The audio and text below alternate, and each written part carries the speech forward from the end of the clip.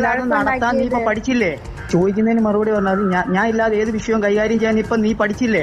എന്നെ ആക്ഷേപിച്ച് എനിക്ക് എതിരെ കഴിഞ്ഞ വിഷയം കഴിഞ്ഞു.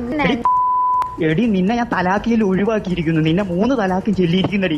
നിന്നെ ബന്ധം വേണ്ടി വരത്തില്ലല്ലോ. നിന്നെ 3 തലാക്കും ചെല്ലിയാൻ ബന്ധം ഒഴിവാക്കിയിരിക്കുന്നു. പോയിക്കോ. അങ്ങനെ പോയില്ല, കേസ് കൊടുത്തു, ഇപ്പൊ അകത്തായി. പോയതാരായി? ഇമാമായി. റഹീസ് റിഷാദ് നമുക്കൊപ്പം ചേരുന്നു. റഹീസ്, ആ ശബ്ദ സംഭാഷണം വളരെ വ്യക്തമാണ്.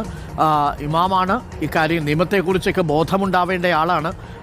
പക്ഷേ ഇതൊന്നും അദ്ദേഹത്തിന് അറിയില്ല എന്ന മട്ടിലാണ് ഫോൺ സംഭാഷണം നടത്തിയിരിക്കുന്നത്. എന്തായാലും ഗാർഹിക പീഡന നിയമം അടക്കം ഇദ്ദേഹത്തിന് മേൽ ഇപ്പോൾ ചുമത്തപ്പെട്ടിട്ടുണ്ടെന്നാണ് മനസ്സിലാക്കുന്നത്. മാത്രമല്ല സ്ത്രീധന നിരോധന നിയമത്തിന്റെ പ്രൊവിഷൻസും കൂട്ടിച്ചേർത്തിട്ടുണ്ടെന്ന് തോന്നുന്നു. അപ്പോൾ പ്രശ്നങ്ങൾ കുറച്ച് സങ്കീർണമാണ്. കൊള്ള, നിന്നെ ഞാൻ തലാക്കിയല്ലേ ഇരിക്കുന്നത്, നീ പൊക്കോളാൻ. തീർന്നു. ഒരു കൊച്ചിനെ ഉണ്ടാക്കി കൊടുത്തിട്ട് 1 വയസ്സായുള്ള ഒരു കൊച്ചിനെയും കൊടുത്തു.